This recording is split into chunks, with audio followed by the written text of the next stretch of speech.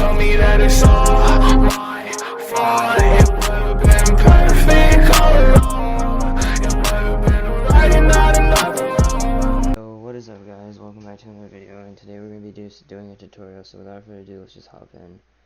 So first you're going to go controls, settings. You're going to go down to advanced. You're going to see all these ones. You're going to go down to sources. Now this will fix everything. You know, a lot of people say do this, you know, go to output. Yes, this will fix some of it, but when you go to advanced, you go to sources, you're going to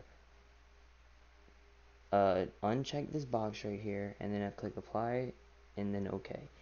It will literally fix every single problem that you're having. I'm telling you guys, that's literally the problem, and it's going to fix it.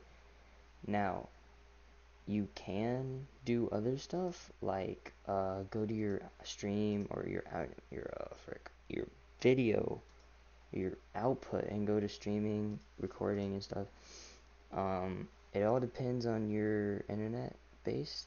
So whatever kilobytes per second you get is how much you're going to be running. This matters a little bit, but what matters the most is definitely the sources in that advanced section. Uncheck this box and click apply and OK, and you will be running very smoothly, trust me.